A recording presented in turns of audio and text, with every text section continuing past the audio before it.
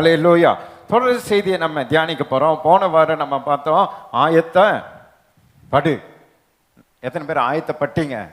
வேலையில சொல்லுங்களேன். போன வாரம் ஆண்டு நம்ம சொல்ல நீ ஆயத்த படு. இன்றைக்கு கத்த சொல்லுகிறார் எசேக்கியா 38:7 நீ ஆயத்தப்படு, நீ ஆயத்தப்படு, உன்னுடனே கூடின உன் எல்லா கூட்டத்தையும் ஆயத்தப்படுத்து. உன்னோடு கூடின எல்லா கூட்டத்தையும் நீ என்ன பண்ணு?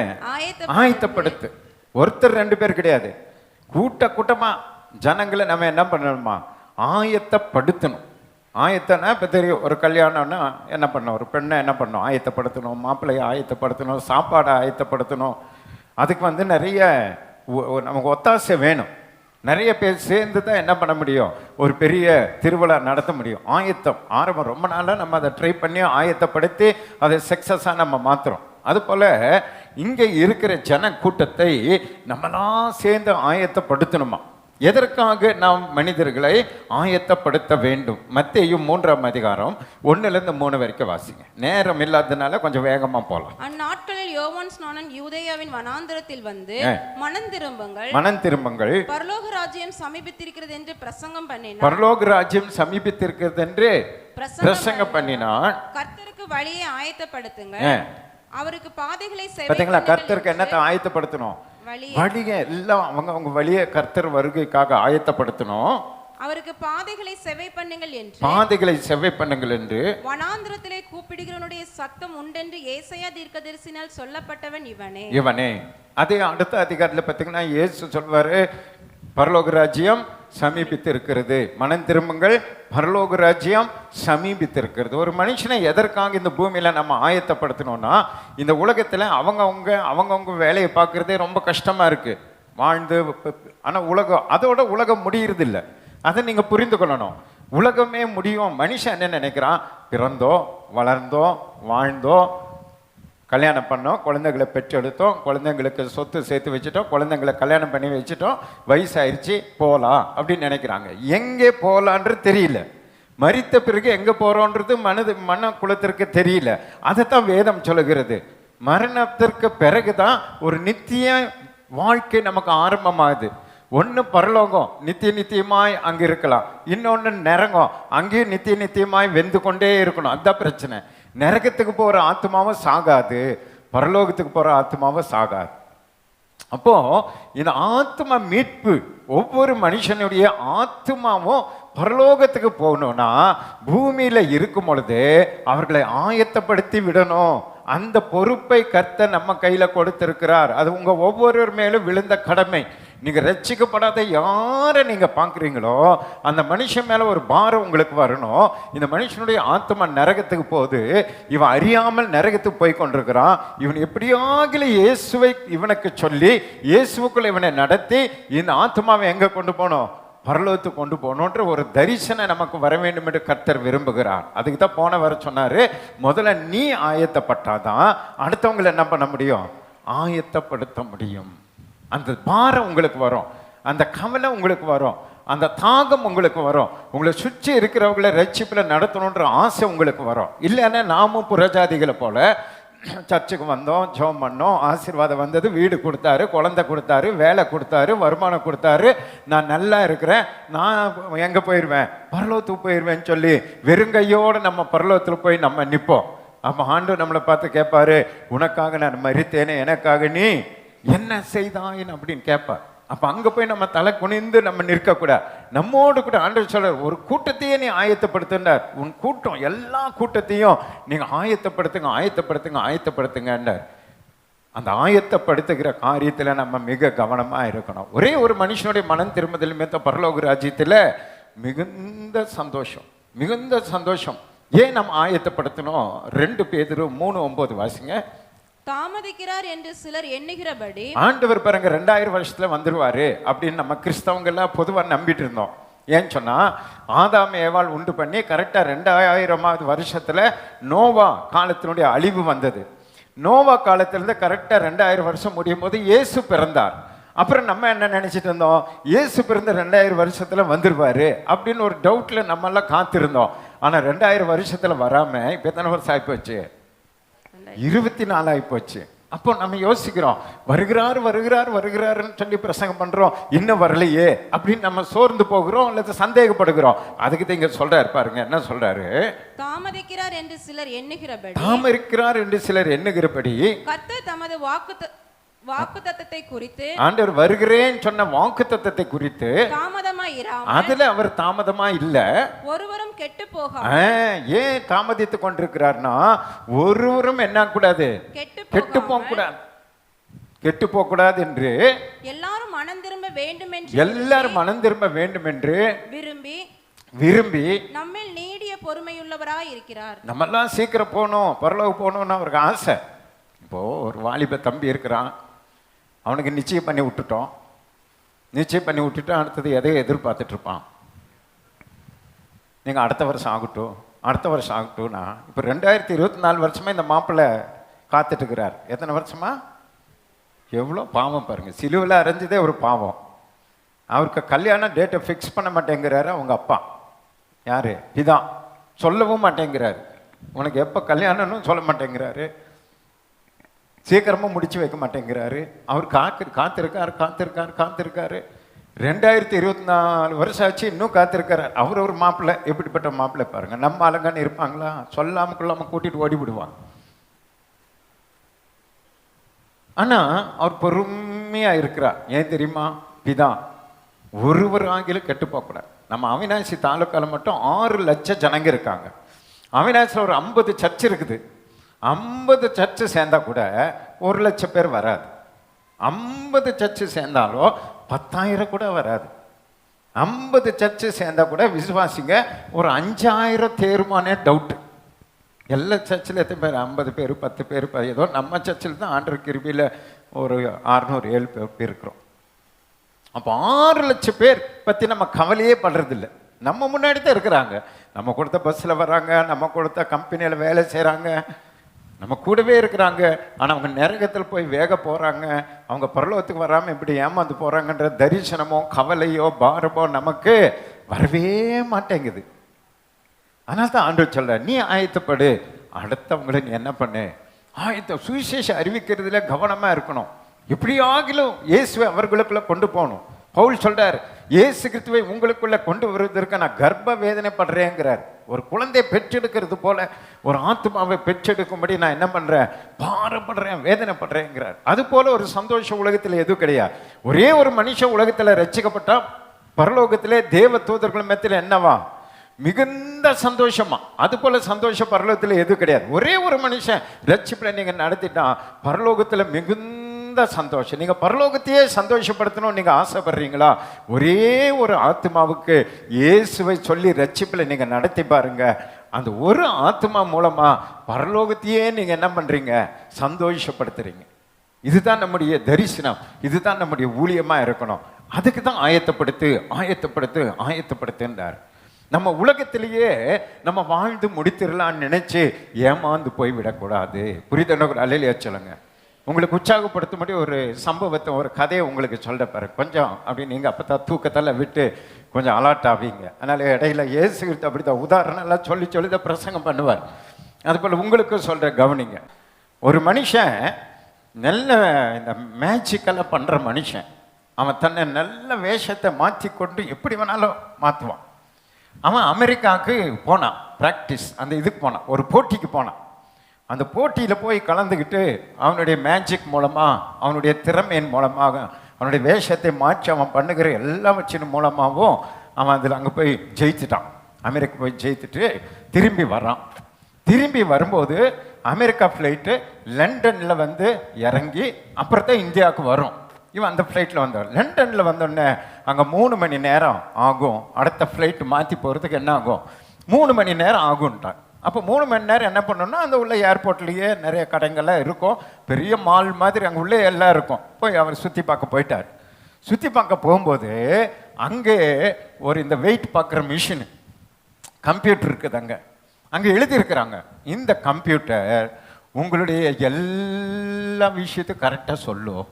உங்கள் பேர் முதல் உங்கள் வேலையிலிருந்து நீங்கள் எங்கேருந்து வரீங்க, எங்கேருந்து போகிறீங்க, எல்லாவற்றையும் சொல்லும் அப்படின்னு. இவனுக்கு ஒரு சேலஞ்ச், என்ன ஜெயிச்சிருமா பார்த்துடலாம். நான் எப்படிப்பட்ட ஆளு, எத்தனை வேஷம் மாறுறேன், எப்படியெல்லாம் நான் மேஜிக் பண்ணுறேன், இது சொல்லிடுமா, இந்த கம்ப்யூட்டர் என்னை பற்றி சொல்லிடுமா, இன்னைக்கு ஒரு வழி பண்ணிடலாம் அப்படின்னு சொல்லி அந்த கம்ப்யூட்டர் முன்னாடி போய் நின்ன உடனே அந்த கம்ப்யூட்டர் சொல்லிச்சு, ராமசாமி, உன் பேர் என்னது? ராமசாமி. ராமசாமி, நீ இந்தியாவிலிருந்து அமெரிக்காவுக்கு போனேன். அமெரிக்காவுக்கு போய் நிறைய மாறுவேஷ போட்டியில், மேஜிக்கில் அதெல்லாம் நீ கலந்து கொண்டு இப்போ நீ மறுபடியும் எங்கே போக போகிற? இந்தியாவுக்கு போக போகிற. இந்தியாவுக்கு போகிற வழியில் இப்போ நீ லண்டன் ஏர்போர்ட்டில் வந்து இறங்கி நீ 3 மணி நேரம் ஃப்ளைட்டுக்காக நீ வெயிட் பண்ணியிருக்கிற, சரியா அப்படின்ச்சு. இவருக்கு ஆச்சரியம் ஆகிப்போச்சு, என்னது இது இவ்வளோ கரெக்டாக சொல்லுது, சரி நான் உன்னை பார்த்துக்கிறேன் அப்படின்னு வச்சு நேராக அவர் அங்கே ஒரு ரெஸ்ட் ரூம்குள்ளே போய் ட்ரெஸ்ஸை மாற்றுறாரு. மாற்றி அப்படியே ஒரு லேடி மாதிரி, ஃபாரின் லேடி பேர், நல்லா லிப்ஸ்டிக்கெல்லாம் போட்டு முடியெல்லாம் அழகாக சீவி ஒரு அழகான ஃபாரின் ட்ரெஸ் எல்லாம் போட்டு பேக்கெல்லாம் கோத்துக்கிட்டு அப்படியே ஸ்டைலாக நடந்து வராரு. லேடி மாதிரியே நடந்து வராரு. வந்து நேரம் அங்கே போய் இப்போ பார்த்துடலாம், இது என்ன பெரிய கம்ப்யூட்டர் நம்மளை ஜெயித்துருமா அப்படின்னு சொல்லி போய் அப்படியே நிற்கிறார். நின்னோடனே கம்ப்யூட்டர் சொல்லிட்டு, நீ ராமசாமி, ராமசாமி தான். நீ யாரு? ராமசாமி, ராமசாமி தான். நீ இந்தியாவிலேருந்து அமெரிக்காவுக்கு போனேன். அமெரிக்காவில் உன்னுடைய வேலையெல்லாம் முடிச்சுட்டு இந்தியாவுக்கு போகிறேன். இந்தியாவுக்கு போகிற வழியில் இங்கே லண்டன் ஏர்போர்ட்டில் இப்போ நீ நிற்கிற, சரியா? நீ ராமசாமி, ராமசாமி தான் அப்படின்னுச்சு. இவனுக்கு என்னடா இது, நான் லேடிஸ் மாதிரி வந்தாலும் இது ராமசாமிங்குது, நம்ம கதையை சொல்லுது, இதை விடக்கூடாது அப்படின்னு சொல்லி மறுபடியும் வேஷத்தெல்லாம் கலைச்சி வேற அதை விட ஒரு பெரிய ஜனாதிபதி மாதிரி, அமெரிக்கா ஜனாதிபதி மாதிரி வரலான்னு சொல்லி நல்லா ஷூட்டெல்லாம் போட்டு டையெல்லாம் கட்டி வேஷத்தையே மாற்றி முகத்தையே மாற்றி அழகாக வராரு. வந்து மறுபடியும் அப்படியே நிற்கிறார். நின்னொன்னே அந்த கம்ப்யூட்டர் சொல்லுது, நீ ராமசாமி, ராமசாமியே தான், சரியா? நீ இந்தியாவிலேருந்து அமெரிக்காவுக்கு போனேன், அமெரிக்காவிலேருந்து இந்தியாவுக்கு போகிற, இந்தியாவுக்கு போகிற வழியில் இந்த ஏர்போர்ட்டில் இங்கே இறங்கி இருக்கிறேன். இங்கே இறங்கி இப்போ ஏன் கூட வேஷத்தை மாற்றி மாற்றி மாற்றி மாற்றி நீ போராடிட்டு இருக்கிற. நீ எத்தனை வேஷம் போட்டு வந்தாலும் நீ ராமசாமி, ராமசாமி தான். ஆனால் என்ன பிரச்சனை, ஒரே பிரச்சனைனா நீ என்ன எப்படியாவது மாற்றிடணும்னு சொல்லி இவ்வளோ நேரம் நீ வேஷம் போட்டே இருந்த பார்த்தியா? நீ வேஷம் போட்டே இருந்ததுனால நீ டைமை மறந்துட்ட. உன்னுடைய இந்தியா ஃப்ளைட்டு போயிடுச்சு. உனக்கு இந்தியா நீ போகிற ஃப்ளைட் என்ன போச்சு? போயிருச்சு. அதனால் உனக்கு இனி 3 நாளைக்கு ஃப்ளைட்டு கிடையாது. நீ போய் உன் வேலையை பாரு ராமசாமி, உன் வேலையை பாருன்றுச்சு. ஏமாற்ற முடியல. என்னடா ஃப்ளைட்டு போச்சே 3 மணி நேரம், இது கூட மறந்துட்டான், ஃப்ளைட்டை மறந்துட்டான். இது நான் எப்படியோ ஜெயித்திரணும், இந்த கம்ப்யூட்டரை ஜெயித்திரணும், கம்ப்யூட்டரை ஏமாத்திரணுன்றதுல நேரத்தை மறந்து ஃப்ளைட்டு விட்டு இப்போ தத்தளித்து அங்கே நிற்கிறான். இதே தான் நம்முடைய வேலை. நாமளும் இப்படி தான் ஆண்டவருடைய வருகையை மறந்துட்டோம், ஆண்டவருடைய மறுரூபமாக்குற நேரத்தை மறந்துட்டோம். இந்த ராமசாமி மாதிரி இதை பண்ணிடலாம், உலகத்தில் அதை சாதிச்சிடலாம், இதில் இதை பண்ணி முடிச்சிடலாம், இதே தான் வாழ்ந்துட்டு இருக்கிறோம். ஒரு நாள் கம்ப்யூட்டர் சொல்லும், ராமசாமி இயேசு வந்துட்டு போயிட்டாரு, நீ உலகத்தில் என் கூடவே போராடிட்டு இருக்கிற, நீ என் கூடவே நீ விளையாண்டுட்டு இருக்கிற, இயேசுவை நீ மறந்துட்ட, ஃப்ளைட்டை விட்டுட்ட, அது வந்து போயிடுச்சின்னு சொல்லும்போது அந்த ராமசாமி போல நம்ம ஏமாந்துருவோம். அதனால தான் ஆண்டு சொல்ற, நீயும் ஆயத்தப்படு, மற்றவங்கள என்ன பண்ணு, ஆயத்தப்படுத்து. கதை நல்லா இருந்துச்சுன்னவங்க கரங்களை தட்டி ஆண்டவர் சந்தோஷம். இது ஏன் கதை கிடையாது, இது சாம்ஜபதர் ஐயா சொன்ன கதை. அது யாரோ சொன்ன கதை, நமக்கு பிரயோஜனமாக இருக்குது. ஒரு கரங்களை தட்டி ஆண்டவர் சந்தோஷப்படுத்த பார்க்கலாம். அப்போது நாமும் இந்த உலகத்தில் ஏமாந்து விடக்கூடாது. உலகத்தில் நான் சாதிச்சிடுறேன், உலகத்தில் என்னுடைய திறமையை நான் முடிக்கணும், உலகம் உலகம் உலகம்னு சொல்லி அந்த இயேசுனுடைய வருகையை நாம் என்ன பண்ணி விடக்கூடாது, மிஸ் பண்ணிடக்கூடாதுன்னு வேதம் சொல்கிறது. அப்போது நம்ம ஒரு மனுஷனை ஆதாயப்படுத்தலைன்னா என்ன நடக்கும் என்பதை நம்ம பார்ப்போம். யோபு 26:6 வாசிங்க. அப்போது முதல்ல ஒரு மனுஷனை எதுக்கு ஆயத்தப்படுத்தணும்? பரலோக கொண்டு போக ஆயத்தப்படுத்தணும். புரியுதுன்னு ஒரு ஆளிலே சொல்லுங்க. உங்கள் வீட்டில் இருக்கிறவங்களெல்லாம் பரலோகத்தை கொண்டு போக ஆயத்தப்படுத்துங்கன்னு சொல்லுங்க. பக்கத்தில் பார்த்து சொல்லுங்க. உங்களை சுற்றி இருக்கிற ஜனங்களெல்லாம் எங்கே கொண்டு போகணும்? பரலோகம் கொண்டு போகணும். உங்க கூட வேலை செய்யறவங்க இருக்கிறவங்க கண்ணில் எல்லாரையும் பரலோகம் கொண்டு போகணும். முடிந்த அளவுக்கு அவங்களை என்ன பண்ணுங்க, ஏதாவது ஒரு வழியில் அவங்களுக்கு இயேசுவை சொல்லி அவங்கள பரலோகத்துக்கு ஆயத்தப்படுத்துங்க. கர்த்தர் உங்களை ஆசீர்வதிப்பார். அல்லேலூயா. அப்படி நம்ம ஆயத்தப்படுத்தாம விட்டுட்டோம்னா அவங்க என்ன ஆவாங்க? யோபு 26:6.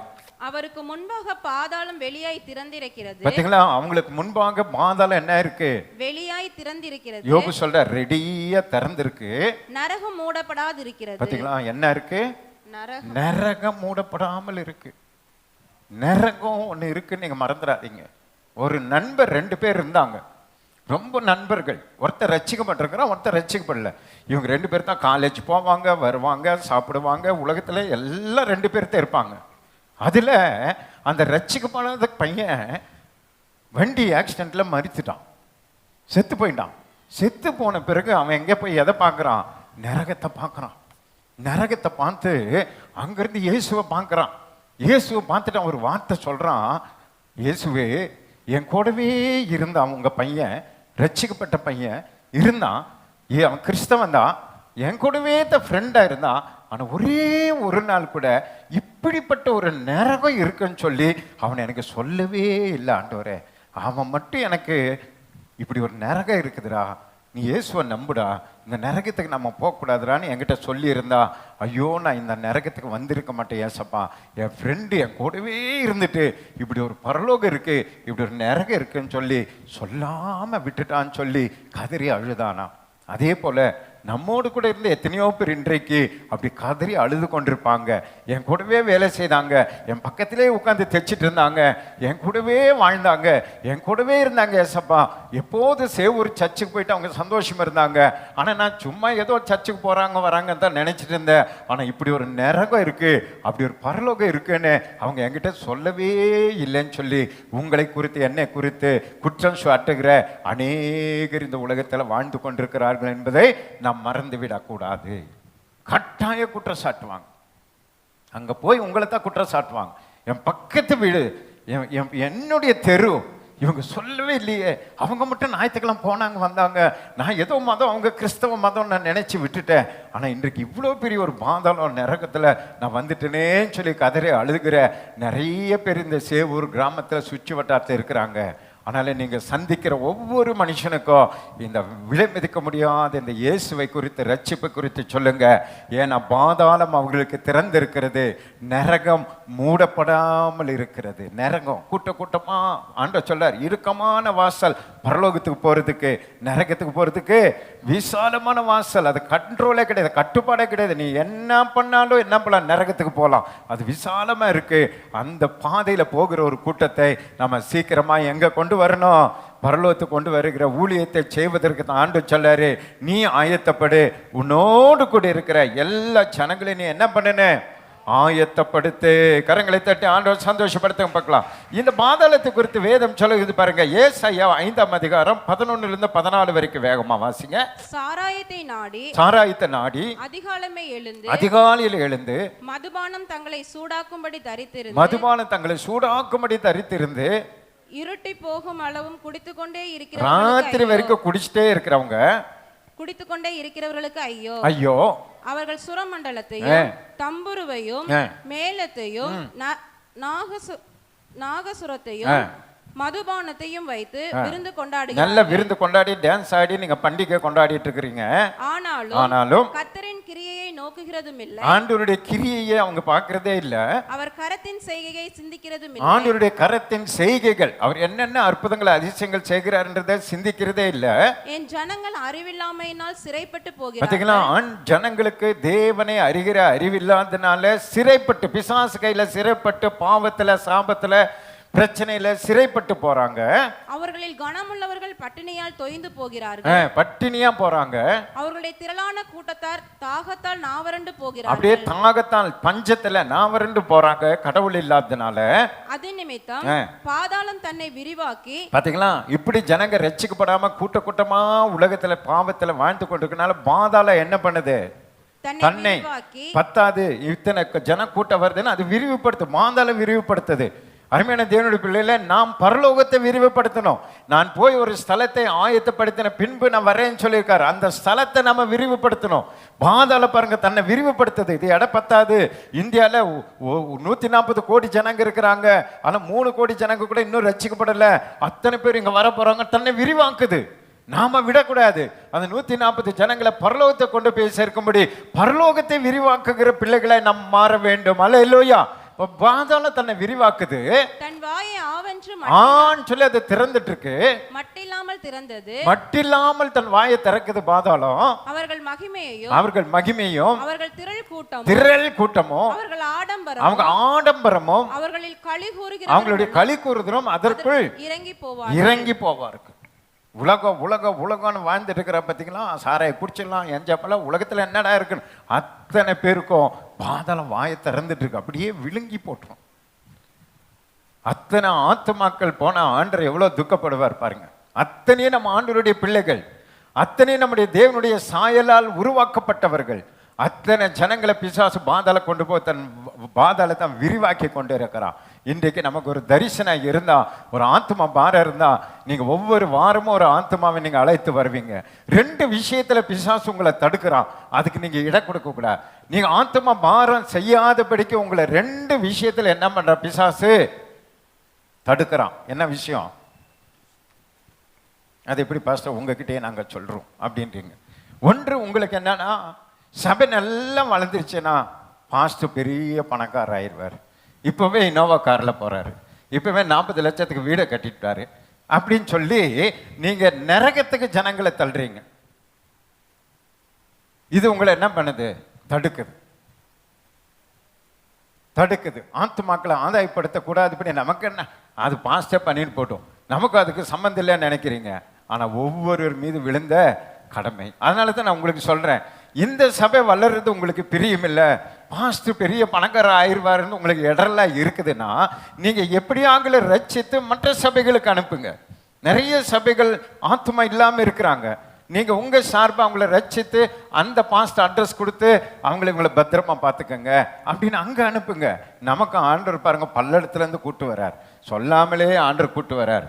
புரியுது உங்களுக்கு? நமக்கு நம்முடைய ஆத்மா பாரத்தை கர்த்தர் அறிந்திருக்கிறா, நம் ஜெபத்தை கர்த்தர் கேட்கிறா. நமக்கு தானா ஆத்மா வந்து சேரும், கவலைப்படாதீங்க. நம்ம இங்க இருக்கிற ஆத்மாவை நம்ம அனுப்பி கொண்டு இருக்கிறோம். இது வரைக்கும் 100 பேருக்கு மேல முழு நேர ஊழியத்துக்கு நம்ம அனுப்பி இருக்கிறோம். தெரியுமா உங்களுக்கு? எந்த ஊழியக்காரர்களும் தங்கள் விசுவாசிகளை, தங்கள் வாலிபர்களை ஊழியத்துக்கு அனுப்ப மாட்டாங்க. ஆனா நம்ம மனசார அனுப்பி இருக்கிறோம், பெண்களை அனுப்பி இருக்கிறோம், ஊழியத்திற்கு விசுவாசிகளை கொடுத்திருக்கிறோம். ஆனால் நமக்கு தானா ஆத்மா வரும், கவலைப்படாதீங்க. அதுக்காக நீங்க ஆத்மா ஆதாயப்படுத்தாம இருந்துடாதீங்க. ஆங்காங்கே இருக்கிற சபைகளுக்கு, உங்க ஊர் பக்கத்தில் இருக்கிற சர்ச்சுக்கு அவங்களுக்கு போங்கன்னு சொல்லிட்டு நீங்க இங்க வாங்க. சரியா? ஒரு அலையில சொல்லுங்க பார்க்கலாம். சந்தோஷமா? இதை பண்ணுங்க. நம்ம சர்ச்சுக்கே வேண்டாம், நீங்க ஏதோ ஒரு சர்ச்சுக்கு அனுப்புங்க. ஏன் தெரியுமா? அவர்கள் பரலோகம் வரணும். நீங்க பாஸ்டர் பணக்கார ஆயிடுவாரு, பாஸ்ட் அம்மா பணக்கார ஆயிடுவாங்க, இவங்க வளர்ந்துருவாங்கன்ட்டு நீங்க ஆத்மாவை எங்க விட்டுறக்கூடாது? நரகத்துக்கு விட்டுறக்கூடாது. அதுல கவனமா நீங்க இருந்து ஆத்துமாக்களை நீங்க பரலோகம் கொண்டு வாங்க. கர்த்தர் உங்களை ஆசீர்வதிப்பாராக. ஹல்லேலூயா. பாருங்க, மத்தேயு 7:19 என்ன சொல்லுது வாசிங்க. நல்ல கனி கொடாத மரமெல்லாம், நல்ல கனி கொடாத மரமெல்லாம் வெட்டுண்டு அக்கினியிலே. அப்படின்னா நரகம்னு ஒண்ணு இருக்குன்றத நம்ப சொல்றாரு ஆண்டவர். சில பேர் நரகமே இல்லைன்னு பிரசங்கம் பண்றாங்க இந்த காலத்துல. நரகம் இல்லை, அதெல்லாம் கிடையாது, சும்மா நம்மளை நல்வழிப்படுத்துறதுக்கு ஆண்டவர் ஒரு கதை சொல்லியிருக்காருன்னு ஏமாத்துறாங்க மக்களை. ஆனால் இங்கே ஆண்டவர் தெளிவாக சொல்றாரு, நல்ல கனி கொடாத மரமெல்லாம் என்னாகும்? வெட்டுண்டு அக்னியில போடப்படும். நாமெல்லாம் தேவனுடைய தோட்டத்தில் இருக்கிற மரங்கள். அன்பு, சமாதானம், சந்தோஷம், நீடிய பொறுமை, சாந்தம், இச்சை அடக்கம், விசுவாசங்கிற கனிகளை நம்ம ஆண்டவருக்கு கொடுக்கிறவர்களாய் நம்ம வாழும் பொழுது கர்த்தர் நம்ம பரலோகத்திலே சேர்ப்பார். நமக்கு டைம் இல்லை. மத்தேயு 3:12 வாசிங்க. நரகம் இருக்கா இல்லையான்றதை பாருங்க. 3:12 மத்தேயு. தூற்றுக்கூடை அவர் கையில் இருக்கிறது, தூற்றுக்கூடை ஒரு கையில் இருக்கிறது. அவர் தமது களத்தை நன்றாய் விலக்கி, அவர் களத்தை நன்றாக விலக்கி தமது கோதுமையை களஞ்சியத்தில். பாத்தீங்களா? நம்மள நல்ல கோதுமை மணிகளா இருக்கணும், பதரா இருக்கக்கூடாது. விசுவாசியா இருந்து கொண்டு அந்த கோதுமை மணியை போல இல்லாதபடி பதரா இருந்தா கோதுமை மணிகள் எல்லாம் அவர் சேர்த்து கொண்டு பதரையோ என்ன பண்ணுவாரா? அவியாத அக்னியிலே சுட்டெரிப்பா. நல்ல கனி கொடா மரங்களெல்லாம் வெட்டுண்டு அக்கினியில் போடப்படும். நல்ல கனி கொடா மரங்கள் எல்லாம் வெட்டுண்டு அக்கினியில் போடப்படும். ராஜா வருகிறார் ஆயத்தமாவோ, இயேசு வருகிறார் எது கொண்டு கொள்ளுவோ. ராஜா வருகிறார் ஆயத்தமாவோ, இயேசு வருகிறார் எது கொண்டு செல்லுவோ. பள்ளங்கள் எல்லாம் நிரப்பிட வேண்டும், குண்டுகள் தகர்த்திட வேண்டும். கோணலானவை நேராகணும், சமமாகணும். கரங்களை தட்டி ஆண்டவர் சந்தோஷப்படுத்துவோம். பாட்டு பாடினா நல்ல சந்தோஷமா தான் இருக்குது, நமக்கு நேரம் இல்லை. அல்ல இல்லையா? சரி, இப்போ பார்த்தீங்களா, பதரையெல்லாம் அக்னியில் போட்டுருவாங்க. சர்ச்சுக்குள்ள இருந்தால் கோதுமையா இருக்கணும், கோதுமை மணியா இருக்கணும், கோதுமை போல மறிக்கணும், ஆண்டவருக்காக உயிர்க்கணும். பதரை போய் நீங்க புதைச்சி பாருங்க, அது மண்ணோட மண்ணா போயிடும். ஆனால் கோதுமையை போய் புதைச்சி பாருங்க, அது முளைச்சி வரும். அதான் ஆண்டவர் சொல்றார், என்னை விசுவாசிக்கிறவன் மரித்தாலும் பிழைப்பான். பதர் மரித்தா பிழைக்காது, மண்ணோட மண்ணா உரமா போயிடும். ஆனால் ஒரு கோதுமையை கொண்டு போய் மண்ணுக்குள்ள மூடி வைங்க, அது 10 நாள்ல வெளியே வரும். அதான் கிறிஸ்தவன், அதான் விசுவாசி. மரித்தாலும் நம்ம பிழைக்கணும், மரிக்காமலும் இருக்கணும், ஆண்டவருக்காய் கனி கொடுக்கணும். கோதுமை போல திரள் திரளா கோதுமைகளை நம்ம உருவாக்கணும். ஒரே கோதுமை தான், ஆனால் அது மேலே வரும்போது பாருங்க, ஒரே செடியில் 50-60 கோதுமைகள் இருக்கும். சபைக்குள்ள வர்ற நீங்களும் நானும் காலங்கள் ஓடுது, வருஷங்கள் போகுது. எத்தனை ஆத்துமாவை ரட்சிப்பில் நடத்திருக்கிறோம், எத்தனை ஆத்துமாவை நம்ம ஆண்டவருக்காக கனி கொடுத்துருக்கிறோம், நம்ம அதை பெருக பண்ணியிருக்கிறோம். ஆனால் ஒவ்வொருவரும் நம்ம மலட்டு தன்மையோடு கூட இருக்கக்கூடாது. நம் குழந்தைகளை பெற்றெடுக்கிற, விசுவாசிகளை பெற்றெடுக்கிற திரளான கோதுமை மணிகளை போல ஆத்துமாக்களை உருவாக்குகிறவங்கள நம்ம இருக்க வேண்டும் என்று கர்த்தர் விரும்புகிறார். கரங்களை தட்டி ஆண்டவர் சந்தோஷப்படுத்துங்க பார்க்கலாம். அதே மத்தேயு 13ஆம் அதிகாரம் 49, 50 வேகமா வாசிங்க. 13, 49, 50. இப்படியே உலகத்தின் முடிவிலே உலகத்தின் முடிவிலே படிங்க. தேவதூதர்கள் புறப்பட்டு நீதிமான்களின் நடுவில் இருந்து பொல்லாதவர்களை பிரித்து பாருங்க. நீதிமான்கள் நடுவே என்ன அர்த்தம்? விசுவாசிங்க மத்தியில தான் யார் இருக்கிறது?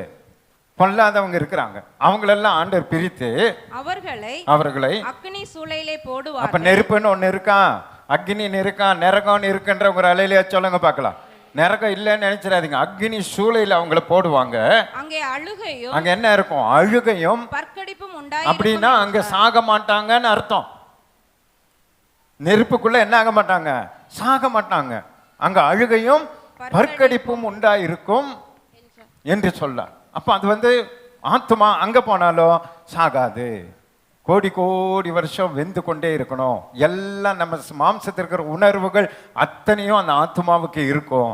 அதை நீங்க மறந்துடக்கூடாது. அத்தனை ஆத்மாவுக்கு அந்த உணர்வோடு கூட வெந்து கொண்டே இருக்கும் என்பதை நீங்க மறக்க கூடாது. புரிதலுகிறாலே இல்லையா? சொல்லுங்க பார்க்கலாம். இப்ப மார்க் 9:46 வாசிங்க.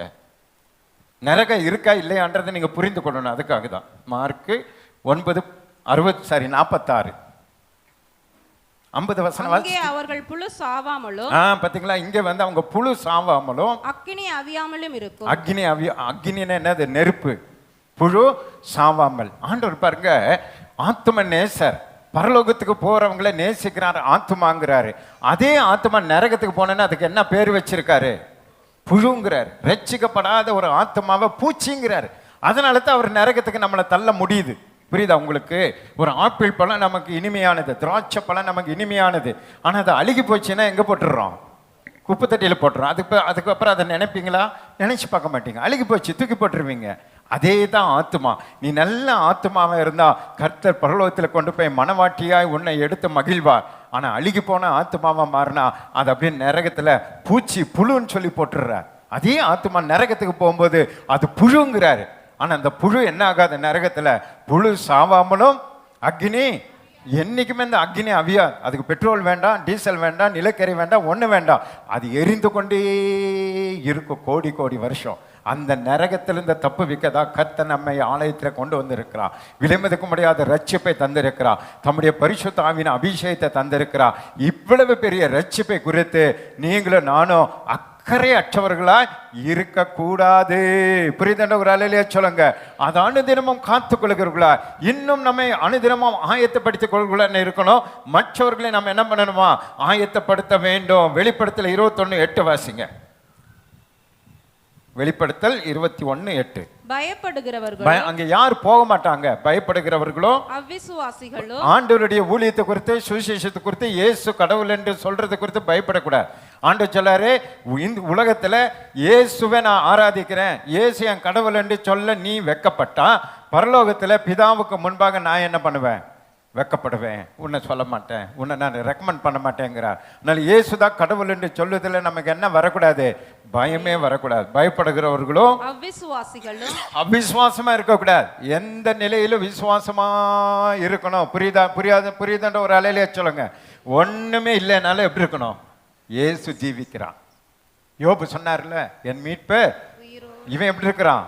உடம்பெல்லாம் புண்ணு வந்து எல்லாம் அழிஞ்சு போய் எல்லாம் கைவிடப்பட்டு நிந்தை அவமானத்தோட ரோட்ல தெருவில் போய் போட்டாச்சு, மனைவி எல்லாம் வெறுத்தாச்சு, யாரெல்லாம் அனாதையா இருக்கிறான். அவ்வளவு உயர்ந்த பணக்காரனா இருந்தாம பிச்சைக்காரனா மாறும்போது சொல்றான், என் மீட்பர் உயிரோடு இருக்கிறான். அதான் விசுவாசம்.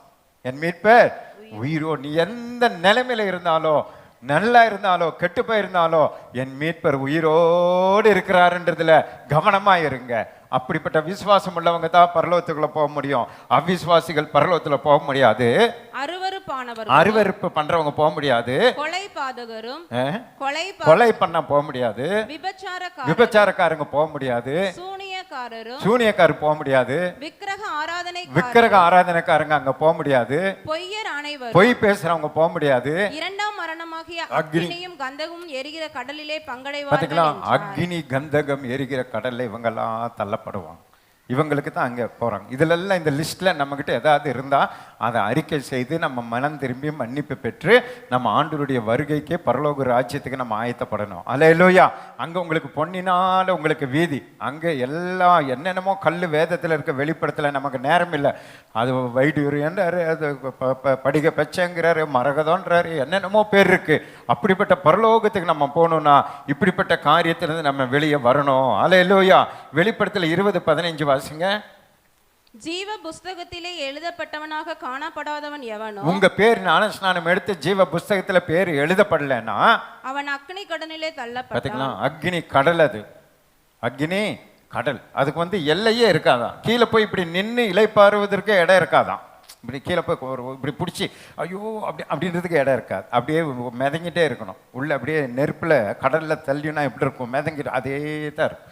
கீழே போய் நின்று ஒரு செகண்ட் இலைப்பாறுவதற்கு அந்த பாதாளத்தில் அந்த தரையே இருக்காது. அப்படிப்பட்டதான் நரகம். அப்படிப்பட்ட நரகத்தில் நீங்களும் நானும் போகக்கூடாது. நம்ம சுற்றி இருக்கிற ஜனங்களும் போகக்கூடாது. குறைந்தபட்சம் நீங்கள் காஷ்மீரில் இருக்கிற மக்களை பற்றி நீங்கள் கவலைப்படாதீங்க. முதல்ல நம்ம சேவோரு சுற்றி அவினாசி இந்த தாலுக்காவில் இருக்கிற ஜனங்களுக்கு பற்றி நீங்கள் கவலைப்படுங்க. அப்புறம் அவங்களுக்கு அங்கே ஆண்டவர் யாரையாவது வச்சு நடத்துவார். முதல்ல இங்கே இருக்கிற ஜனங்களுக்காக சுவிசேஷத்தை அறிவிங்க, இயேசுவை அறிவிங்க. முடிஞ்ச அளவு இயேசு ஏதாவது ஒரு வழியில் செல்ஃபோன் மூலமாவோ வாட்ஸ்அப் மூலமாவோ எப்படியோ இயேசுவை நீங்கள் சொல்லுங்க. அவர்கள் ரட்சிக்கப்படுவாங்க. எப்படியாவது இயேசு அவர்களுக்குள்ள போகும்போது அவர்கள் ரட்சிக்கப்படுவாங்க. அல்லேலூயா. அதே போல ஏசாயா 38:18 வாசிங்க. முடிஞ்ச அவ்வளவுதான்.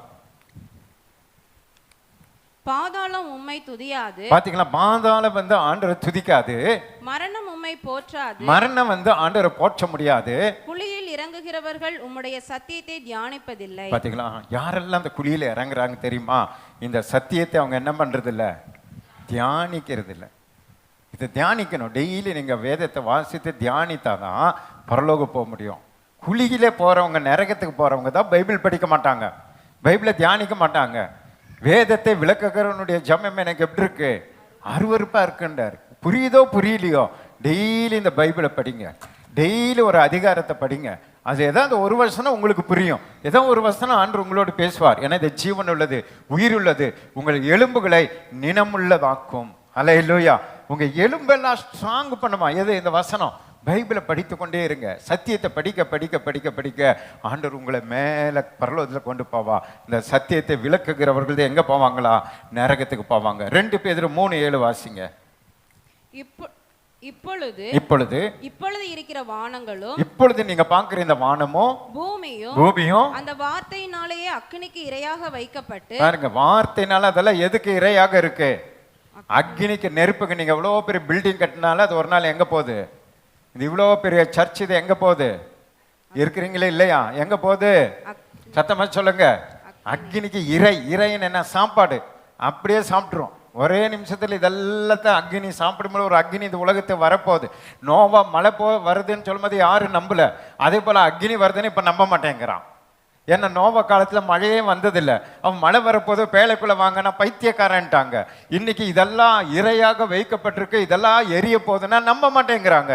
ஆனா ஆண்டவர் சொல்றாரு, எல்லாம் வெந்து போகும், இரையாக வைக்கப்பட்டு தேவ பக்தி இல்லாதவர்கள் நியாய தீர்க்கப்பட்டு அழிந்து போகும் நாள் வரைக்கும் காக்கப்பட்டிருக்கிறது. அவ்வளவுதான். நியாயம் எல்லாம் அழிந்து போற வரைக்கும் இதை வெயிட் பண்ணிட்டு இருக்கேன் இந்த உலகம். ஆனா எல்லாம் ஒரு நாள் எரிந்து போகும். எதுவுமே இருக்காது. எந்த அழகோ பில்டிங்கோ எதுவும் ஒண்ணுமே இருக்கா.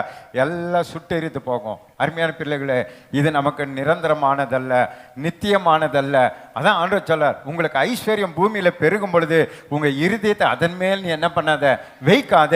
அது உனக்கு ஜீவன் அல்ல, அது உனக்கு நித்திய ஜீவன் அல்ல. அதெல்லாம் எரிந்து எல்லாம் போயிடும். ஆனா உன் ஆத்துமா பரலோகத்து வரணும்னா இயேசுவே நித்திய ஜீவன். கரங்களை தட்டி ஆண்டவர் சந்தோஷப்படுத்துங்க பார்க்கலாம். யூதா 1:22 இப்ப நாம என்ன பண்ணணும்னு அவர் சொல்றாரு பாருங்க. யூதா ஒரே அதிகாரம் தான் இருக்கும். 22 வாசிங்க. அல்லாமலும் நீங்கள் பகுத்தறிவு உள்ளவர்களாய் இருந்து. இப்ப நம்ம எல்லாம் என்ன ஆகணும்? எனக்கு இந்த செய்தி கேட்டு பகுத்தறிவு அப்படின்னு என்னது? அறிவு, ஞானம். இதுல ஒரு எக்ஸ்ட்ரா ஒண்ணு வந்துருச்சு. என்னது? பகுத்த அறிவு. பகுத்து அறியணும். ஏன் ஆதாயப்படுத்தணும்? நான் ஏன் ஆதாயப்படணும்? ஏன் பாஸ்ட் இதை பிரசங்கிக்கிறார்? ஏன் ஆண்டவர்? பகுத்து அறிந்து, பகுத்து அறிவோட கூட சிலருக்கு இரக்கம் பாராட்டி, சிலருக்கு நீங்க இரக்க பாராட்டணும். உலகத்துல இருக்கிறவங்களை சுத்தி இருக்கிறவங்க மேல உங்களுக்கு என்ன வரணும்? இரக்கம் வரணும். அவங்க மேல கோபம் வரக்கூடாது. அவங்க பாவத்தில் இருப்பாங்க, விக்கிரகத்தில் இருப்பாங்க, அவங்க பூஜாரியா இருக்கலாம், அவங்க மந்திரவாதியா இருக்கலாம், கொலைகாரனா இருக்கலாம், ஜெயிலில் இருக்கலாம், எங்க வேணாலும் இருக்கலாம். ஆனா அந்த மனுஷன் மேல உங்களுக்கு என்ன வரணும்? இரக்கம். சத்தமா இரக்கம் வரணும். இன்னைக்கு அந்த இரக்கத்தை நீங்க ஆண்டவர்கிட்ட கேளுங்க. நான் ரட்சிக்கப்படாத மனுஷனை பார்க்கும்போது எனக்கு என்ன வரணும்? ஒரு இரக்கம் வரணும். அந்த இரக்கத்தை பட்டு சிலரை அக்னியிலிருந்து இழுத்து விட்டு அவங்கள நாமத்தை என்ன பண்ணணும்? என்ன பண்ணணும்? எங்கிருந்து இழுக்கணும்? இப்போ ஒருத்தர் திடீர்னு நெருப்புல விழுந்துட்டாருன்னு இங்க ரோட்ல அப்படியே வீடியோ எடுத்துட்டு இருப்பீங்களா? இப்பெல்லாம் அதுதான் நடக்குது. அப்படியே அப்பதான் செல்போன் எடுத்துட்டு போட்டிருப்பான், பாரு ஒருத்தர் வெந்துட்டே இருக்கிறான் அப்படின்னு. உலகம் அப்படி ஆயிப்போச்சு. நீங்க என்ன, ஒரு மனுஷன் நெருப்புல விழுந்தா எப்படி நீங்க இழுத்து விடுறீங்களோ அது போல ஒவ்வொரு ரட்சிக்கப்படாத மனுஷனும் நரகத்துக்கு போய் கொண்டிருக்கிறான். அவனை அக்னியிலேருந்து இப்பவே நீங்க இழுக்கணும். சர்ச்சுக்குள்ள கொண்டு வந்துடணும், பேழைக்குள்ள கொண்டு வந்துடணும் அவனை.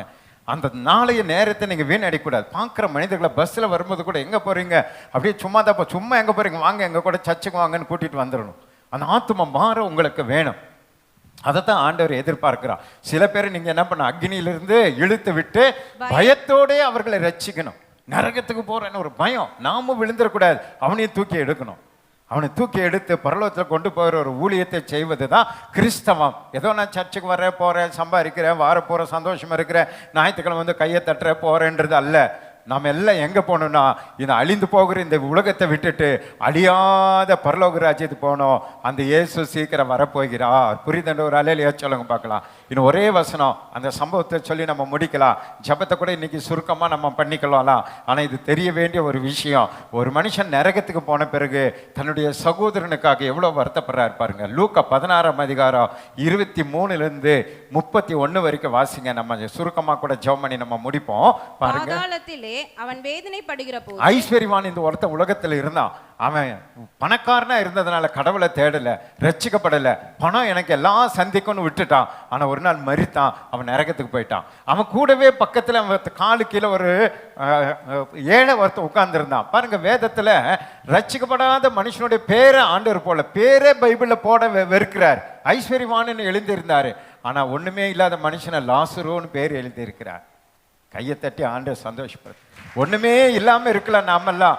நம்ம ரட்சிக்கப்பட்டிருக்கனால நம்முடைய பேர் சொல்லி அழைக்கிற தேவன் லாசரோன்னு பேர் எழுதியிருக்கிறார். ஆனா பணக்காரனுடைய பேரை எழுதவே இல்லை.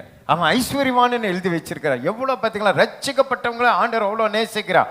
ஐஸ்வர்யவான் அவன் பேரு, இவன் பேர் லாசரோ எழுதியிருக்கார். இப்ப நடக்கிறது பாருங்க. ஐஸ்வர்யவான் பாதாள போயிட்டான். பாதாளத்திலே அவன் வேதனைப்படுகிற போது அவன் ரொம்ப இப்ப வேதனைப்படுறான் பாதாளத்துல. தன் கண்களை ஏறெடுத்து அவன் அப்படியே மேல பாக்குறான். தூரத்திலே ஆபிரகாமையும் அங்க தூரத்துல ஆபிரகாமும் அவன் மடியிலே லாசருவையும் கண்டான். பாருங்க, இப்ப இந்த லாசரு எங்க போய் உட்கார்ந்து இருக்கிறான்? ஆபிரகாம் மடியில். நீங்க ஒண்ணு தெரிந்து கொள்ளணும். பணக்காரங்களா நரகத்துக்கு போவாங்க, ஏழைங்களா பரலோகத்துக்கு போவாங்க நீங்க நினைச்சு ஏழைகளா வாழ்ந்துடக்கூடாது. ஏழைகளும் நரகத்துக்கு போவாங்க, பணக்காரரும் நரகத்துக்கு போவாங்க. ஏழைகளும் பரலோகம் போவாங்க, பணக்காரரும் பரலோகம் போவாங்க. அதுக்கு உதாரணம் அங்கேயே இருக்குது.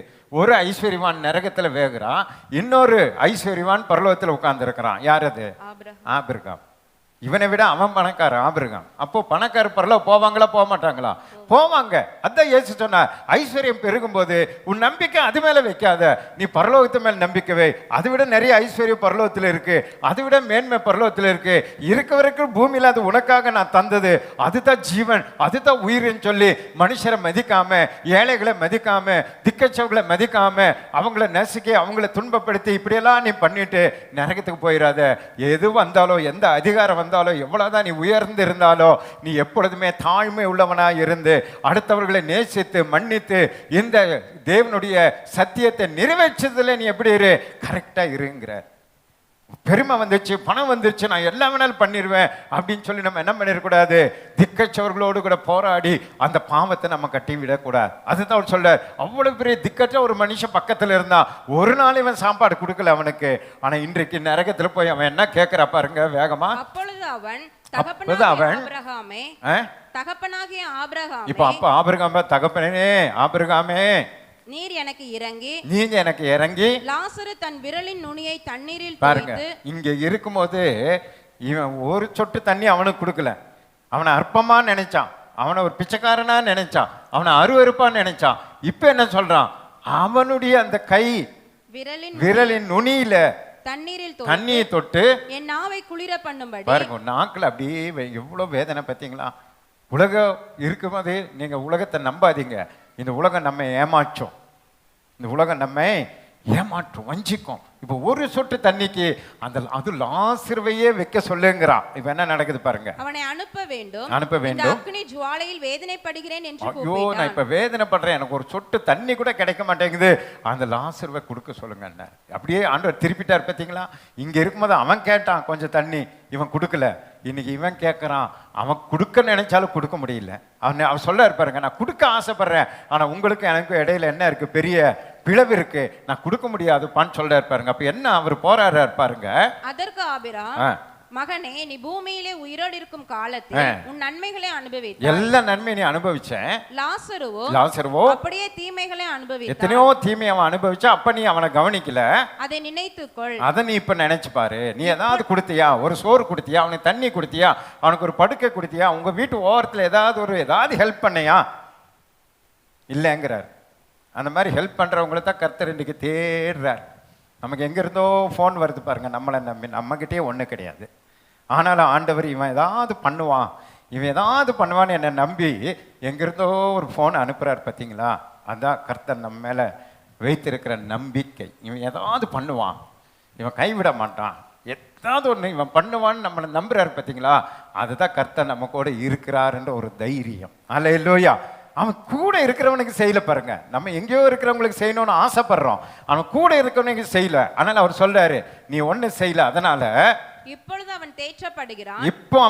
இப்ப பாருங்க, அவன் தேற்றப்படுறான், நீயோ வேதனைப்படுகிறாய். நீ இப்ப வேதனைப்படுற. அதுவும் அல்லாமல் இவ்விடத்தில் இருந்து உங்களிடத்திற்கு கடந்து போகவும், நாங்க வர்றோம்னு நினைச்சாலும் அவ்விடத்தில் இருந்து எங்களிடத்திற்கு கடந்து வரவும் மனதுள்ளவர்களுக்கும் எங்களுக்கு மனசே இருந்தா கூட கூடாதபடிக்கு எங்களுக்கும் உங்களுக்கும் நடுவே பெரும் பிளப்பு உண்டாக்கப்பட்டிருக்கிறது என்றார். அதான் ரட்சிக்கப்படாம ஒருத்தர் செத்து போயிட்டானா அதுக்கப்புறம் அவனுக்கு ரட்சிப்பே கிடையாது. இதுதான் கிருபையின் காலம், இதுதான் ரட்சிப்பின் காலம், இதுதான் அனுகிரக காலம். இன்றைக்கு தான் ரட்சிப்பின் நாள், இன்றைக்கே ரட்சிக்கப்பட்டுறணும். கிருபையின் காலத்தை நீங்க மிஸ் பண்ணிட்டீங்கன்னா அதுக்கப்புறம் ரட்சிப்பே கிடைக்காது. அவன் கெஞ்சிறான், ரட்சிப்பே இல்ல. அதுக்கு பிறகு அவன் ஒரு ஜெபம் பண்றான் பாருங்க, அழகா. அப்பொழுது அவன், அப்படியானால் தகப்பனே, எனக்கு 5 பேர் சகோதரர். பாத்தீங்களா? இப்ப ஜெபம் பண்றா பாருங்க. என்ன ஜெபம் பண்றான்? 5 பேர். ஆனா அவன் உயிரோடு இருக்கும்போது அந்த சகோதரர் மேல அவனுக்கு ஞாபகம் வந்துச்சா? இல்ல. இப்ப உங்களுக்கு உங்க சகோதரர் மேல ஞாபகம் வருதா? இல்ல. எங்கள் அண்ணன் நகை ரசிக்க பண்ணும், எங்கள் தம்பி ரசிக்க பண்ணும், போட்டி பொறாம சண்டை சச்சரவு. என் வீடை அவன் வச்சுக்கிட்டான், எங்கள் அப்பா வீடை இவன் வச்சுக்கிட்டான், என் தோட்டத்தை அவன் பிடிங்கிட்டான். எல்லாம் அண்ணன் தம்பிங்க தான், ஒரே ரத்தம் தான், ஆனால் ஒரே சண்டை, அன்பு கிடையாது. இப்போ அதே தான் இவனும் இருந்தவன் இப்போ நரகத்துக்கு போன பிறகு அவங்க அண்ணன் தம்பி மேலே என்ன வருது? சத்தமா சீக்கிரம் சீக்கிரம் நான் பிரசங்கம் முடிக்கிற. இப்போ என்ன வருது? அன்பு வருது. ஆனால் நாங்கள் என்ன திரும்ப நினைப்போம், நான் நரகத்துக்கு வந்துட்டேன், எங்கள் அண்ணனும் இங்கே தான் வரணும், அவன் மட்டும் எப்படி பரலத்துக்கு போகலாம், தம்பி மட்டும் எப்படி போகலாம், அவனும் வரட்டும், அவனையும் சேர்ந்து அனுப்புங்கன்னு நினைக்கிறார் தான் நம்ம. ஆனால் அவன் நல்ல மனுஷன் பாருங்க, போய் நரகத்துக்கு போன பிறகு இந்த நரகத்துக்கு யார் வரக்கூடாது? சகோதரர் வரக்கூடாது, என் அண்ணன் தம்பிங்க வரக்கூடாது. அதனால லாசருவை அனுப்புங்க அப்படின்னு ஜெபம் பண்றான். என்னென்ன ஜெபம் பண்ணா தெரியுமா உங்களுக்கு?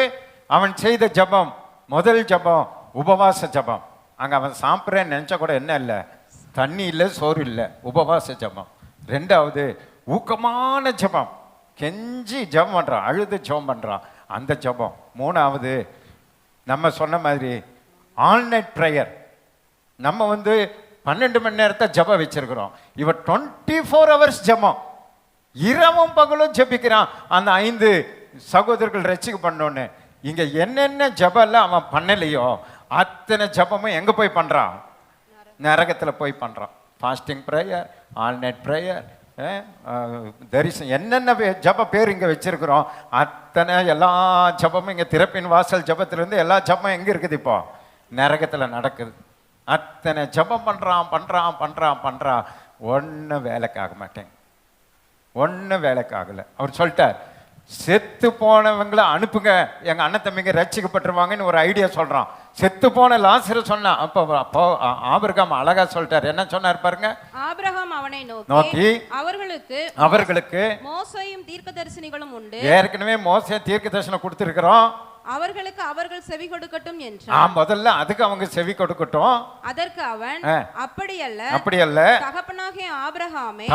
தகப்பனாகிய ஆபிரகாமே மரித்தோரிலிருந்து ஒருவன் அவர்களிடத்துக்கு போனால் மனம் திரும்புவார்கள் என்று இவன் சொல்றான். செத்து போன ஒருத்த போயிட்டா மனம் திரும்பிடுவாங்கன்றான். அதற்கு அவன், அவர்கள் மோசேக்கும் தீர்க்கதரிசிகளுக்கும் செவிகொடாவிட்டால் மரித்தோரிலிருந்து ஒருவன் எழுந்து போனா கூட நம்ப மாட்டார்கள் என்று சொன்னான். பாஸ்ட் பிரசங்கம் பண்ண நம்பணும், தரிசனம் வரணும், தேவ தூதர் வரணும், அப்பதான் நம்புவேன், இப்பதான் நம்புவேன்னா பரலோகம் போக முடியாது. உங்களுக்காகத்தான் எங்களை வச்சிருக்காங்க, புரியுதா? போஸ்ட்மேன் மாதிரி. போஸ்ட்மேன் கொண்டு வர லெட்டர், போஸ்ட்மேன் முக்கியம் கிடையாது, லெட்டர் தான் நமக்கு முக்கியம், புரியுதா? இந்த போஸ்ட்மேன் கொண்டு வந்தா இந்த லெட்டர் வேண்டாம் போயா அப்படின்னு கொடுத்துட்டீங்கன்னா உங்க அப்பா அனுப்புன செய்தி உங்களுக்கு வராது, உங்க அப்பா அனுப்புன மணி ஆர்டர் உங்களுக்கு வராது, புரியுதா? இந்த போஸ்ட்மேன் எனக்கு பிடிக்கவே பிடிக்காது அப்படின்னு சொன்னா உங்களுக்கு பணம் வராது, அவன் பணத்தை ரிட்டன் உங்கள் வீட்டுக்கு அனுப்பிடுவான். அதான் உண்மை, புரிஞ்சுக்காங்க. பாஸ்ட் முக்கியம் கிடையாது, பாஸ்ட் ஒரு போஸ்ட்மேன். நான் ஆண்டவருடைய வேலைக்காரன், உங்களுக்கு செய்தியை கொண்டு வருகிற ஒரு போஸ்ட்மேன். உங்களுக்கு பரலோகத்திலிருந்து தேவனை அனுப்புகிறார், பணம் அனுப்புகிறார், பொருளை அனுப்புகிறார், ஆசீர்வாதம் அனுப்புகிறார், செய்தியை அனுப்புகிறார். நீங்கள் போஸ்ட்மேன் கிட்ட வாங்குற மாதிரி வாங்கிட்டு போய் நீங்கள் அனுபவிச்சுக்க வேண்டியதுதான். அங்கே போயிட்டு இந்த போஸ்ட்மேனை மாற்றுங்க, இந்த போஸ்ட்மேன் எனக்கு நல்லா இல்லைன்னா உங்கள் அப்பா சொல்லு, போஸ்ட்மேன் எப்படி இருந்தால் உனக்கு என்னடா, நான் அனுப்பின பணம் உனக்கு வந்துச்சா, அனுப்பின பணம் உனக்கு வந்துச்சான்னு உங்களை கேட்பார், புரியுதுன்ற ஒரு அலையிலேயே சொல்லுங்க. அதனால் போஸ்ட்மேனையே பார்த்துட்டு இடறி போகாதீங்க. போஸ்ட்மேன் எப்படி இருந்தால் நமக்கு என்ன, அவன் ஆணாக இருந்தானா பெண்ணாக இருந்தான்னா, அவர் அரவாணியாக இருந்தான்னா என்ன, எப்படி இருந்தால் நமக்கு என்ன? அப்பா வீட்டிலேருந்து வர்ற பணம் மணி ஆர்டர் வருதா, அதை வாங்கி வச்சுக்கோங்க. சத்திய புரியுதுன்ற ஒரு அலையிலேயே சொல்லுங்க. எதில் இடரல் அடியணும் அதில், அதான் ஆண்டவர் சொல்றாரு, நீங்கள் யாராவது ஒருத்தர் நீங்கள் இடரல் உண்டாக்கினீங்கன்னா அவங்கள எந்திர கல்லை கட்டி எங்கே போட்டுரு, கடலின் ஆழத்தில் போட்டுருந்தார். நீங்களும் யாரை பற்றி இடறாதீங்க, நீங்களும் யாருக்கும் இடரல வாழாதீங்க. கர்த்தருக்கென்று உங்களை ஒப்பு கொடுத்து இந்த மனுஷனை போல நரகத்தில் போய் ஜெபிக்கிறத விட இங்கேயே ஜெபம் பண்ணுங்க.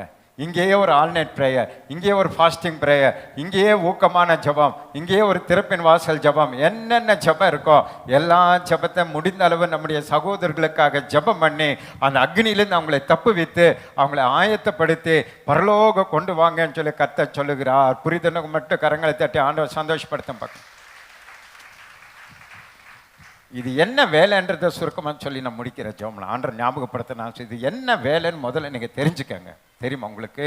இப்போ இயேசு மணவாளன், அவருக்கு மணவாட்டி வேணும்.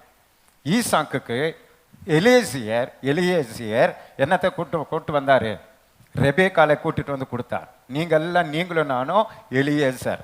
புரியுதா? இப்போ பிதா நம்ம கிட்ட சொல்லியிருக்கார், என் மகன் கல்யாணம் நடக்கணும், மத்திய ஆகாயத்தில் இயேசு கல்யாணம் நடக்கணும், நீங்கள் உலகம் எங்கு போய் சகல ஜனங்களையும் சீசராக்கி பிதா குமாரன் பரிசுத்த ஆவியின் நாமத்தினால அவங்களுக்கு ஞானஸ்நானம் கொடுத்து கற்றுக்கொண்ட உபதேசத்தில் அவங்களுக்கு சொல்லி அவங்கள பரிசுத்தப்படுத்தி நீங்கள் அவங்களெல்லாம் கூட்டிட்டு வாங்க, மத்திய ஆகாயத்தில் என் பையன் கல்யாணத்துக்காக ரெடியாக காத்திருக்கிறான், அவனுக்கு மனவாட்டியை கொண்டு வாங்கன்னு இருக்கார். இப்போல்லாம் நம்ம இயேசுவுக்கு பொண்ணு பார்க்குற புரோக்கர்ஸ். நம்மளை யாரும் இயேசுவுக்கு பொண்ணு பார்க்குற புரோக்கர்ஸ். ஆனால் ஏமாத்துற புரோக்கராக இருக்கக்கூடாது, காசை வாங்கிட்டு ஏமாற்றக்கூடாது. நீ எப்படிப்பட்ட பாவியை கூட்டு வந்தாலும் சரி, அந்த மாப்பிள்ளை அவர் பரிசுத்தப்படுத்திக்குவார், அது பற்றியில் கவலைப்படாத. நீ விபச்சாரியை கூட்டிட்டு வா, வேசித்தனம் பண்ணுறவங்களை கூட்டிட்டு வா, திருடனை கூட்டிட்டு வா, கொள்ளைக்காரனை கூட்டிட்டு வா, ஜெயிலில் இருக்க எப்படிப்பட்ட மனவாட்டியை கூட்டு வந்தாலும் பிரச்சனை கிடையாது இந்த மாப்பிள்ளைக்கு. ஏன்னா இந்த மாப்பிள்ளை ரூபத்தையே மாற்றிடுறாரு, மறுரூபமாக்கி அவருக்கு பிரியமாக அழகாக மாற்றி அவர் மனைவி ஆக்கி கொள்ளுவார். அப்போ இதை நீங்கள் தெரிந்து கொள்ளுங்க, இயேசுவுக்கு நான் பொண்ணு பார்க்க நான் ஆயத்தம் அப்படின்றவங்க மட்டும் கையை உயர்த்துங்க பார்க்கலாம். அடுத்த வாரத்துலேருந்து நிறைய பொண்ணுங்களை கூட்டிட்டு வாங்க இயேசுவுக்காக. அவருடைய கல்யாணத்தில் அவரை பொண்ணை நீங்கள் பார்த்து கொடுத்து சந்தோஷப்படுத்துங்க. அதில் அவர் மனவாட்டியோடு கூட இணைந்து வாழும் பொழுது உங்களை ஒருபோதும் மறக்க மாட்டார். இப்போ புரியுதா? ஏன் ஆத்மா ஆதாயப்படுத்தணும்னு புரியுதா? மணவாளனாகி இயேசுக்கு தூக்காக மணவாட்டியாகிய மனைவியை தேடுகிற பொறுப்பை நம்ம கையில் கொடுத்துருக்கார். அதனால அந்த பொண்ணு அழகாக இருக்குதோ அழகா இல்லையோ, கருப்பாக இருக்குதோ வெள்ளையாக இருக்குதோ ஊனமாக இருக்குதோ அதை பற்றியெல்லாம் கவலைப்படாதீங்க. நீங்கள் எந்த பொண்ணை கூட்டிகிட்டு வந்தாலும் எங்கள் அப்பா ஓகேன்னுவார். மூக்கு மொழியுமா வேணும்னாலும் கேட்க மாட்டார். ஏதோ ஒன்று கூட அவங்க மனுஷனாக இருந்தால் போதும்டா, ஆணோ பெண்ணோ அது அரவாணியோ யாரோ மனுஷனாக இருந்தால் போதும், ஆத்துமாவே இருந்தால் போதும், நீ கூட்டிட்டு வா, நான் அழகுபடுத்தி அவர்களை நான் திருமணம் செய்து பரலோகத்தில் என்னோடு கூட சேர்த்து கொள்கிறேன்டாரு. ஆனால் இந்த வேலையை இயேசுக்கு ஒரு பெண் பார்க்குற வேலையை நீங்கள் இன்று முதல்ல ஆரம்பிங்க. நிறைய பேரை ரட்சிப்பில் நடத்தி ஆதாயப்படுத்தி பரலோகம் கொண்டு போய் சேர்ப்போம். செய்தி புரியுதுன்ற ஒரு அலையிலேயே சொல்ல பார்க்கலாம். அப்படியே எழுந்து நிலுங்க. 5 சகோதரர் அழிகின்றாரே, யாரை நான் அனுப்பிடுவே. அழகான பாட்டு பாருங்க. 5 சகோதரர் அழிகின்றாரே, யாரை நான் அனுப்பிடுவே. யார்தான் போவா எனக்காக? பாருங்க, யார்தான் போவான் எனக்காக? உனக்காக நான் மரித்தேனே, எனக்காக நீ என்ன செய்தா? உனக்காக நான் மரித்தேனே, எனக்காக நீ என்ன செய்தா? 5 சகோதரர் மரிக்கின்றாரே, யாரை நான் அனுப்பிடுவே. யாரான் எனக்காக?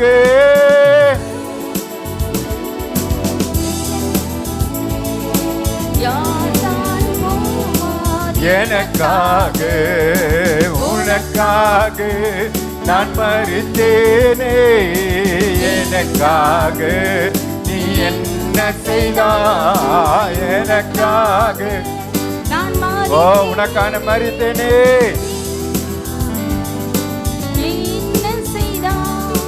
உலக மேன்மை அற்பம் என்றும், உலக ஆஸ்தி குப்பை என்றும் உள்ளத்தினின்று கூறுவாயா? ஊழியம் செய்ய வருவாயா? ஊழியம் செய்ய ஓ உனக்காக நான் மரித்தேனே, எனக்காக நீ என்ன செய்தாய்? உனக்காக உனக்காக ஓ நீ என்ன செய்தாய்? எனக்காக நீ மெய்ப்பனில்லாத ஆடுகள் போல், மெய்ப்பனில்லாத ஆடுகள் போல் மெய்கிறார் பாவ புல்வெளியில்.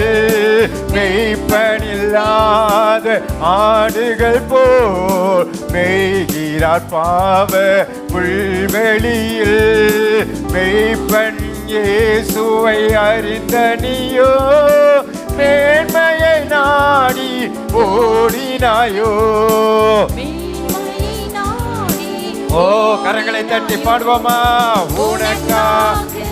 உனக்காக மரித்தேனே, எனக்காக நீ என்ன செய்தாய்.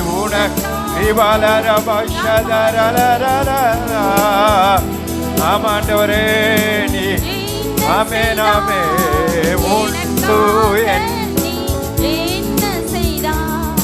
இயேசு என்றால் என்ன விலை என்று கேட்டிடும் எத்தனை பிள்ளைகள் அப்பம் கேட்கின்றன. ஜீவ அப்பம் கொடுப்பாயோ, ஜீவ அப்பம் கொடுப்பாயோ. உனக்காக ஓ நான் மரித்தேனே.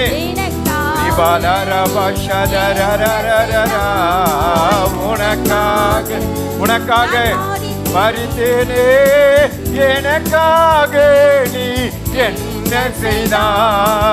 எனக்காக நீ என்ன செய்தா. ஆண்டவர் நம்மளை பார்த்து கேட்கிறார், உனக்காக நான் மரித்தேனே மகனே, உனக்காக நான் மரித்தேனே மகளே, எனக்காக நீ என்ன செய்தா என்றார். ஆண்டவரே உமக்காக நானும் ஆத்துமா ஆதாயம் பண்ணுவேன் சொன்னவங்க எல்லாம் கரங்களை தட்டி ஆண்டவர் சந்தோஷப்படுத்த உற்சாகமா உற்சாகமா உற்சாகம். Thank you Jesus. ஹல்லேலூயா. நன்றி செலுத்துறோம் அப்பா, நன்றி செலுத்துறோம் அப்பா. ஹல்லேலூயா. அன்பின் பரலோக பிதாவே, இந்த நல்ல வேலைக்காய் நன்றி செலுத்துறோம் அப்பா. ஆண்டவரே இந்த காலை வேளையில் எங்களுக்கு நீர் தந்த மன்னாவுக்காய் நன்றி செலுத்துகிறோம் அப்பா. ஆண்டவரே ஆத்துமா பாரத்தை குறித்துதான ஆண்டவரே ஆத்துமாக்களை குறித்த ஒரு பாரத்தை எங்கள் ஒவ்வொருவருக்கு தந்தீரே, உமக்கு நன்றி ஆண்டவரே. எங்களுக்காக நீர் மரித்தீர், கடைசி சொட்டு ரத்தம் வரை எங்களுக்காக சிந்தினீர் ஆண்டவரே. அந்த வெளியேற பெற்ற ரத்தத்தை நாங்கள் ஆண்டவரே ருசிக்கிறோம், அனுபவிக்கிறோம், சுகத்தை ஆண்டவரை அனுபவிக்கிறோம் ஆண்டவரே. அதே ரத்தம் மற்றவர்களுக்காக சிந்தப்பட்டிருக்கிறதே அப்பா. ஒருவரும் கெட்டு போவது உங்க சித்தம் அல்ல ஆண்டவரே. எல்லாரையும் மனம் திரும்ப தக்கதான ஞானத்தை ஆண்டவரே, அவர்களை ஆலயத்துக்குள்ளாய் கொண்டு வரக்கூடிய ஞானத்தை கர்த்தர் எங்களுக்கு கட்டளிட வேண்டுமா ஜெபிக்கிறேன் கர்த்தாவே.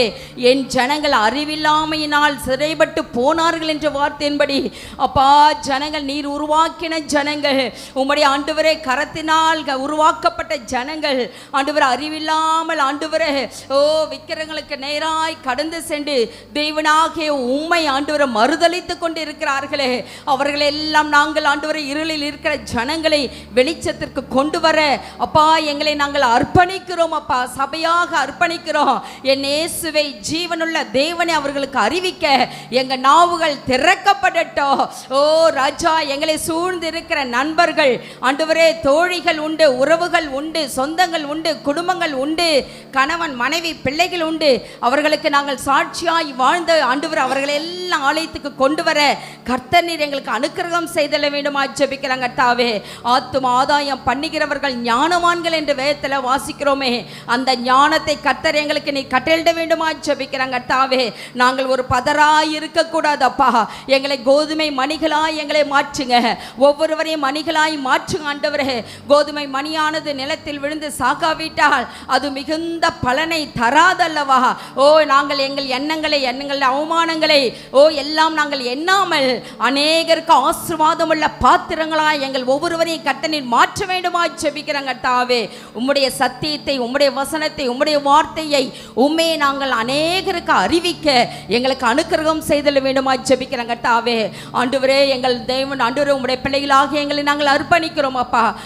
நீ ஆண்டவரே சபைகளுக்கு சொன்னது போல நீ ஆதியில் கொண்டிருந்த அன்பை விட்டாய், ஆதியில் செய்த கிரியை செய்வாயாக என்று சொன்னது போல ஆதி நாட்களில் நாங்கள் ரட்சிக்கப்பட்ட காலங்களிலே எவ்வளவாய் ஓடி நாங்கள் பெற்ற நன்மையை அநேகருக்கு அறிவித்தோம், இயேசுவை அறிவித்தோம், இயேசுவை நாங்கள் பறைசாற்றினோம்.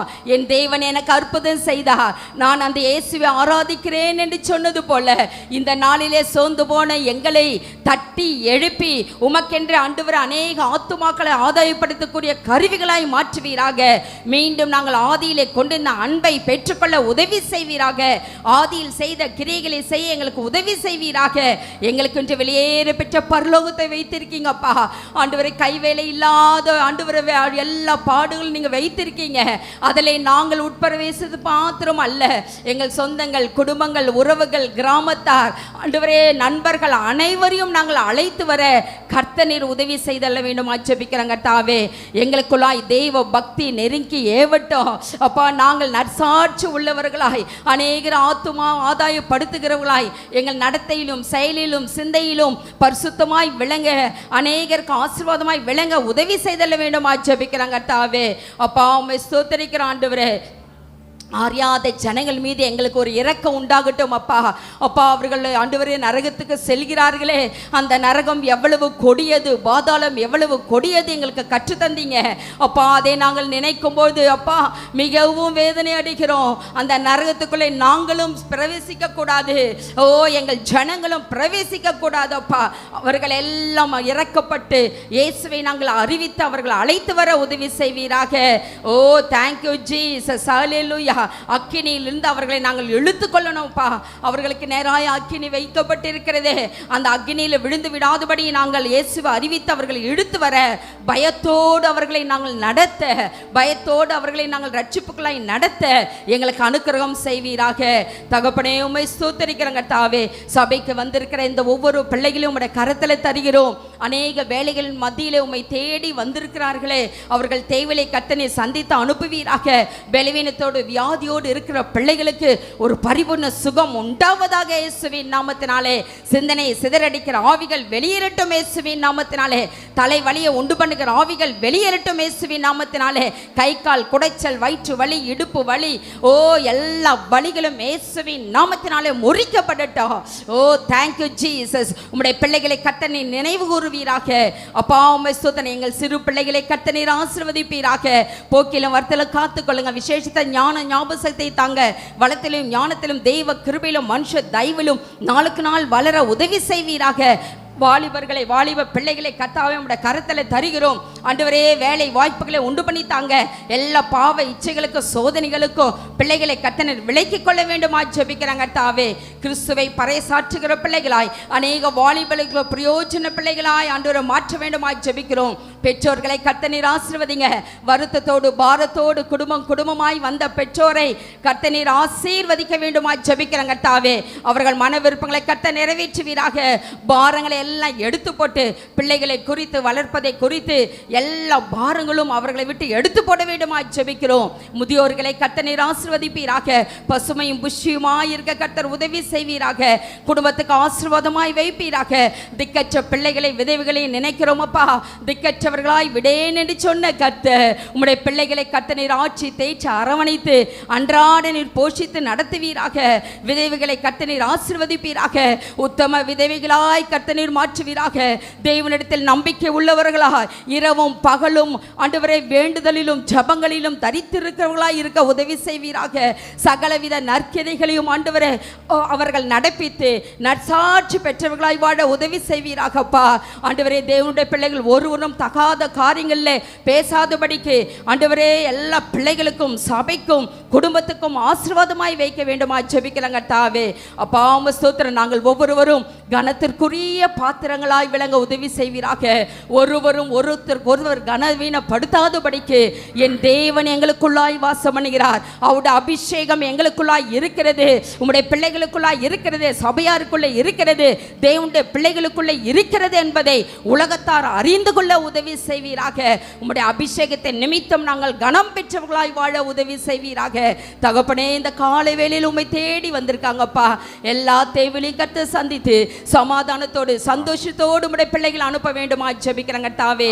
அப்பா நீ சமாதானத்தோடே போ, உன் வியாதி உன்னை விட்டு விலக்குவேன், உன் வியாதி நீங்கி நீ சுகமாயிரு என்று சொன்னீரே. அந்த வார்த்தையின்படி சுகமாய் இருக்க கர்த்தர் உதவி செய்தல வேண்டுமா ஜெபிக்கிறோம்.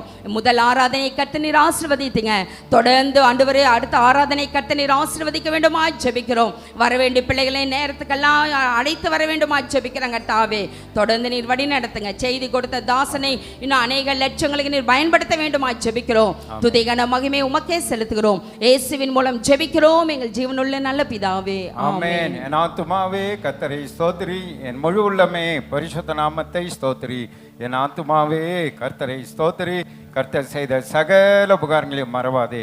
ஆமென். நம்முடைய கர்த்தராகிய இயேசு கிறிஸ்துவின் கிருபையும் பிதாவாகிய தேவனுடைய அன்பும் பரிசுத்த ஆவியுடைய அன்யோன்ய ஐக்கியமும் சமாதானமும் சந்தோஷமும் இன்றைக்கும் என்றைக்கும் சதா காலங்க நம் அனைவரோடு கூட இருப்பதாக. ஆமென். அல்லேலூயா, அல்லேலூயா, அல்லேலூயா. God bless you. கர்த்தர் உங்களை ஆசீர்வதிப்பாராக. ஆமென், ஆமென்.